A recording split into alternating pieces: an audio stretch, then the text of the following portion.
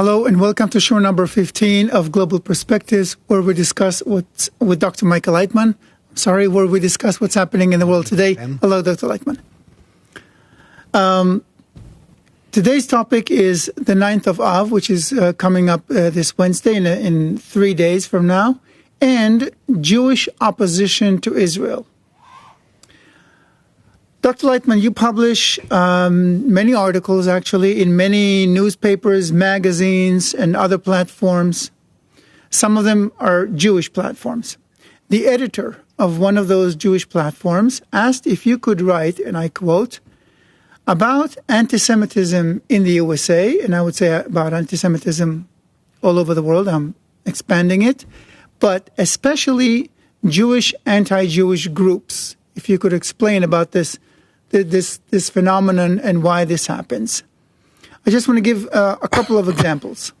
You have groups like Jewish Voice for Peace who say, we unequivocally oppose Zionism. Even the Anti-Defamation League marks them as an anti-Zionist group. You have the International Jewish Anti-Zionist Network. You have a synagogue in the U.S. that is located in the basement of a church and is home for a community of non-Zionist groups, Jews. Their agenda is that they oppose Zionism, and this is their way to express their Judaism. So you have many, I would say, manifestations of this phenomenon.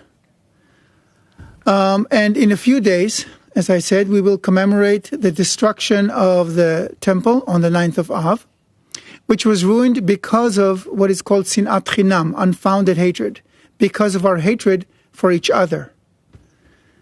So this is what our sages said. They explained that it's because we hated each other.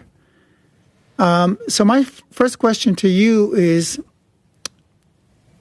we see that there are Jewish groups, there always have been individual Jews and Jewish groups who are fighting against the state of Israel, fighting against their own people. We've seen this phenomenon all throughout history. In some cases, they oppose the very existence of the state of Israel, not just the policy of this or that government. Is this the same hatred that caused the ruin of the temple 2,000 years ago? Yes, it's the same hate, and in general, we're in the same direction all the time. Jews are a group founded by Abraham, our patriarch, in ancient Babylon 3,500 years ago, telling them that in order to overcome all the hatred that they had back then in ancient Babylon that caused the destruction of Babylon, that against that you can do only one thing: to rise above all the hate of the Tower of Babel, that was as big as a tower, the hate itself, to rise above it with love. Some of the inhabitants of Babylon followed Abraham, as Maimonides writes, and these were tens of thousands of people, and he went with them from Babylon to Israel, what is future to become Israel. And some didn't go. The part that went with him, Abraham taught them that we are doing this in order to live between us, in order to be by ourselves under the law of love another as yourself. This is the rule. Love covers all crimes. And we want to separate ourselves from all the rest of the nations. Back then, all nations, 70 nations of the world, were in Babylon. Later, they dispersed from there in all directions. And those that went with Abraham, even though that there were representatives there from all the nations that lived in Babylon, but they came together in order to become Israel, from the words Yashar Kel, meaning those that are aimed straight at love, connection, love another as yourself. And over time, they fought their ego in order to truly become like brothers, to be close to each other. And they were able to do it to some extent. They went through the Egyptian exile and they went through different hardships along the way. But all that, on the other hand, strengthened them. And they came closer to each other and truly became as one nation. And they called themselves Israel, from the words Yashar Kel, meaning those that are aimed straight at the one force, the force of love. And over time, as we know, man's ego, that's awakening and growing all the time, confusing man. So, between them also started different groups started forming that were against Abraham's method, that we can be more capitalistic, we can do whatever we feel like, and not that we put together something more like a kibbutz, and between them there were wars and nations, and those pulled here and those pulled there. And we see from all of our history that we're all the time fighting between us, among us, all throughout history. And it was always against or in favor of connection. This is how it was until the destruction of the first temple and the destruction of the second temple. And all of these destructions, they were only because there were groups that said, no, we have to connect by way of love covers all crimes. And there were those that said, no, we don't need it. We can't do it anymore. We don't have the ability, the strength, the force to do it. The younger generation disagrees, and this is how it is to this day. And therefore we went into exile. This is why we suffer. This is why the nations of the world look at us with an evil eye, in a bad way, because they're also a part of that Babylon. They're a result of Babylon, only they forgot that they came out of there, just like we forgot why did we leave Babylon and what's going on. And to this day, both Jews and the nations of the world were all dispersed all over the planet, and we don't even have any clue what is this all about, what are we talking about. Since then our ego grew tremendously, and also the ego of the nations of the world, and all of us are in such a state where we no longer know what's going on, who's right, and who wants what from whom. And therefore, we simply have to awaken in us the very initial reason, basic reason for everything that happened in the world. Why are we still interconnected? Why are there still accusations against Jews? Who are they? What are they? And I hope that finally we will succeed in our dissemination to explain this to everyone. There is something very interesting that I noticed. When we talk about, for example, the ruin of the first temple, historians attribute it to Nebuchadnezzar, the Babylonian emperor and conqueror. But Jews attribute it to problems within the Jewish people. When we talk about the ruin of the second temple, again, historians relate it to Titus and the Roman Empire. But Jews attribute it to their own conflicts, internal conflicts. You don't hear our sages, you don't read our sages saying that it's because Titus came and conquered Jerusalem and he broke the walls of Jerusalem. No, they keep saying it was because of unfounded hatred. We hated each other, and this is why the temple was ruined and the people were exiled. There are two distinct lines here. What do you think about that? I said about this a few minutes ago, exactly, that because of unfounded hatred, because we were always separated into those that are against and those in favor of the connection, this caused all of our destructions and ruins, the ruin of the first and second temples, and everything that happened to us only because we can't get along with each other, because we're not determining connection, the connection within the Jewish people. There were empires, there were enemy conquerors, and enemy armies who came and conquered the land. That's true, but we, because of the lack of connection between us, position these empires against us. And this is what we see, that meaning all in all, the executing force is a foreign force, the nations. But who operates them, activates them, we ourselves do, our nation. And therefore we have no one to blame. No one to blame our bitter fate for but ourselves. And it's the same today too. That when we're talking about ancient Persia, which is Iran of today, and the entire matter of Islam that's so against us, and not only Islam, the entire world, it's all because we among ourselves are not arranged correctly, we're not connected, and by that we cause separation and hate in the world. Why are there Jews? First of all, many of the Jews who oppose the state of Israel say that they only oppose the policy of the Israeli government and not the state of Israel. But this is enough for them to sometimes join hands with terrorist organizations. So in the end, we see that there are Jews who actually turn against their own people. And my question is, this is a different kind of hatred, different kind of antagonism than the one we see in other nations. In other nations, there is no such thing in other nations like what we have. What is unique about Jewish hatred, self-hatred, compared to hatred in other nations? We hate the Jews within us. The Jew within us is that desire that says, let's unite.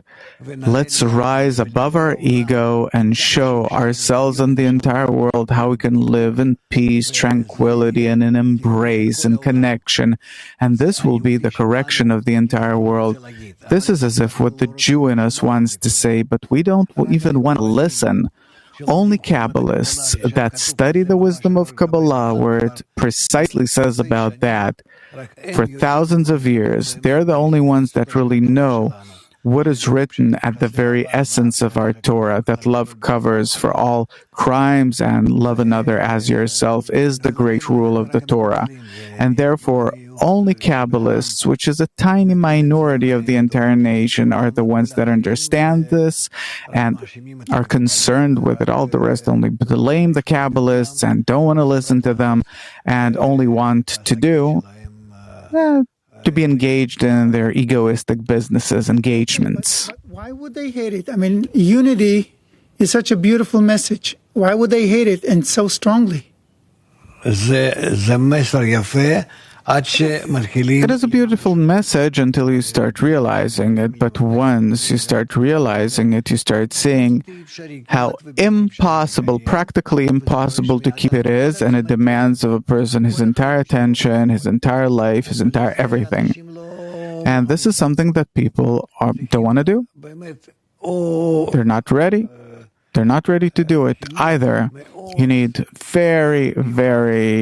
a very special kind of education, or, God forbid, tremendous suffering. That then people will agree to concede their ego and come closer to each other. I can look at a person who, say, climbed the Everest, and it's almost an impossible task. And I would say, this is not for me, there's no way I can do this. I would maybe admire that person. Maybe I would feel indifferent, but I wouldn't hate that person.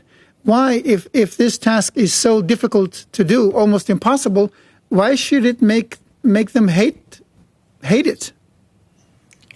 But if that person who's climbing the Everest, were he to bring you and all your friends, even the entire world, would bring from there some 100-kilo diamond that will be sufficient in order for everyone to live peacefully in happiness and everything.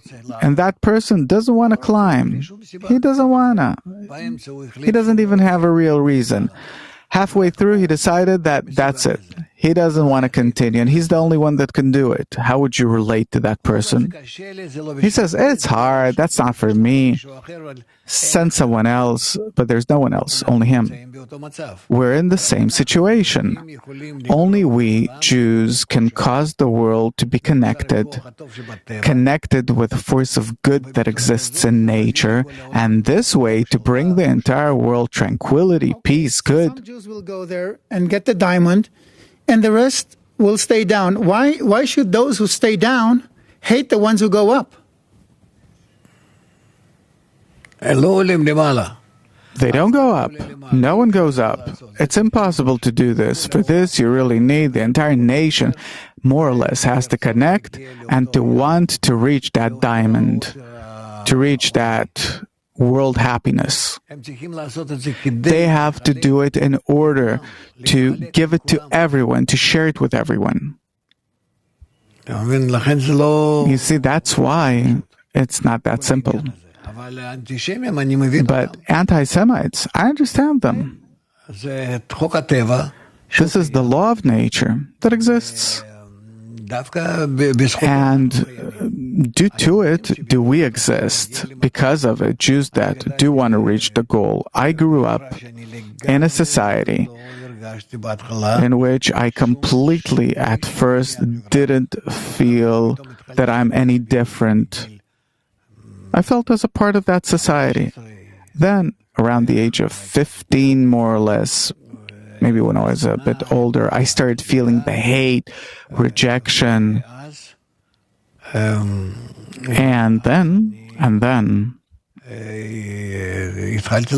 I started thinking about Zionism. But the temple wasn't ruined because of the anti-Semites. It was ruined because of our hatred for each other. Why, if I... Right, but hate between... Of course, between Jews. But what kind of Jews who hated each other? That a part was in favor of connection and the other part was against connection. For us to live like all other nations. If I'm a Jew who is against unity, why should I hate those who are for unity? Why not just leave them alone and let them unite? Why should I hate them? No, it's an ideology. It's not simple. This is ideology, and we have to all be in favor of it. It says so in the Torah, that we have to be as one man and one heart, that all of us have to unite, that all of us have to open ourselves to the entire world. And the other half, or the other part, said, no, that's in the past. We don't have to talk about it anymore. It's not a big deal if we let it go altogether. And altogether, why can't we be like the Romans or the Greeks? Look how well off they are, and everyone respects them or afraid of them. Why not come closer to them? Exactly. That's the point. This is what they try to do. They try to become like the Romans, like any nation or country where they go. They try to assimilate. Today, you also want to be connected to the United States, to the powerful. Besides the desire to assimilate, there is also hatred for their own people. There is hatred toward the ideologically. That's it. It's ideological hatred. You can go to that synagogue in the basement of that church, and if you connect to them, if you unite with them, you love them, they love you, no problem. Everything's according to equivalence of form. Here today in Israel, you see, according to the protests, according to the marches, according to everything, you have representatives from everything you have in the world, we have right here in Israel. It seems like there's a different kind of ideology here. Because if I'm a capitalist and someone else is a socialist, so we can have different views, we don't have to hate each other. We can have disagreements, but we don't have to hate each other. Here, there seems to be something deeper. Of course, it's deeper because here these are also spiritual forces that are involved here. That if I support the unity of the nation, saying that everyone has to unite by way of love covers all crimes, that unity is above everything. No matter what happens, our connection is more important. And you're saying, what connection? We have to be like all other nations. We have to try to be, like others are, like other people in the world are. And this really destroys our nation. I really see it this way, that we're not a nation that we can't survive without our connection, because we are a collection and a gathering of all those ancient nations that lived back then in Babylon. And then either there's disconnection between us, we lose connection to our root, and our situation is truly grim, or we go for connection as the representatives of those nations from ancient Babylon, and then when we connect, we draw upon ourselves the forming light, the upper force that connects us, and then we're well off in the rest of the world. We give them an example, and they are too. So here, we can't be in the middle. When we hated each other, we were scattered, the temple was ruined, and we were exiled. So we were exiled from the land of Israel because of our hatred for each other. Does the land of Israel, does Israel symbolize something special? Yes. Israel symbolizes the place where we can be when we're connected, the land of Israel. And when we're not connected, our situation here is bad, until we're really thrown out of here.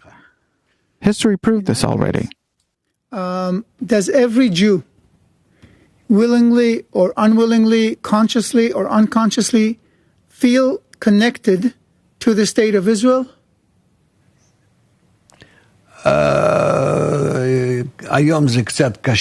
Today it's a bit hard to say because everyone's confused, especially Jews. But really, deep inside, each and every Jew feels that he is a part of, that he belongs to the land of Israel, even though that he doesn't. And could this be the reason why almost every Jew, if not every Jew, has an agenda, has an opinion about what's going on in Israel? They may have never been to the... Of course, obviously. Because inside he feels that one way or another he can't disconnect from it. Like he can't disconnect from being a Jew. Even if he doesn't tell anyone, he hides it and whatever. Still, it'll be revealed that he's a Jew, and people will say that he is a Jew, will point at him. It's always going to be this way. You can't hide from it. He feels that if he disagrees with something that the state of Israel does, then he gets angry about it personally, that it affects him personally. Right? Yes. He feels that it's something personal, for better or for worse, and therefore he hates himself, the Jewish people, the state of Israel, because he doesn't want to be connected to us. But what can you do? He can't break this connection. What do you think would happen if the Jews suddenly reunite? Were the Jews to reunite, then the entire world would feel that there is a force of good in the world, a good atmosphere, connection, unity, an inclination for nations to come together, to unite, for people to come together, love another as yourself, love your neighbor as yourself would have become revealed in the world, and every person would feel the good era that we're entering. Good and warm times, and it's all up to the Jews, due to the Jews. And therefore, vice versa too, anti-Semites feel that that's how it is, and that's why they hate Jews, because Jews are not uniting. Were Jews to unite, we would not have all of these problems. And what if only the Jews abroad, not inside the state of Israel, but Jews outside of Israel, would unite among themselves? Would that make a difference? It would make a big difference. It would also pressure us, those that inside the land of Israel, to do the same. Do you think they can unite? No. Only under tremendous suffering. That I can't even imagine what that is, and better not. What are their options? Options is the Messiah. I don't know. I don't know. The option is simple. Here in the land of Israel, in the state of Israel, we have to reach a state where we unite above all differences and set an example for the rest of the world from here.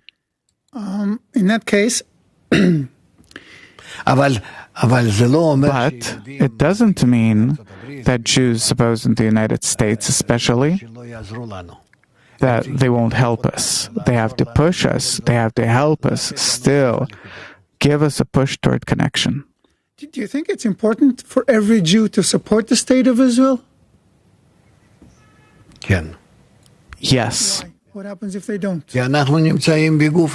Because we're all one body. We're in one body. Whether we like it or not, we're connected. The connection exists. It's like you were born to some family, then you left them, still you're a part of that family. I have a different political view. It has nothing to do with it. And also your opinion today and your opinion yesterday and tomorrow blows in the wind. Therefore, you're a Jew. Dr. Leitman, give me a few closing words, something encouraging for our spectators. Very encouraging is that we are in very special times. The coronavirus that is bending us, and other problems and troubles that are going to come now in a moderate way, not something that bad. And gradually we'll start hearing that one way or another, the world, and I'm saying the entire world, not Jews, the entire world has no choice but to force the Jewish people to live together in connection, and for the rest of the world, as a result, to also head toward connection. And then there will be peace, tranquility, and a good place for everyone on our planet. Amen. Amen. Amen. I want to thank you very much. Thank you, our viewers. And let's hope that we learn something and really make an effort to unite and bring this world to a better place. Thank you so much. You're welcome.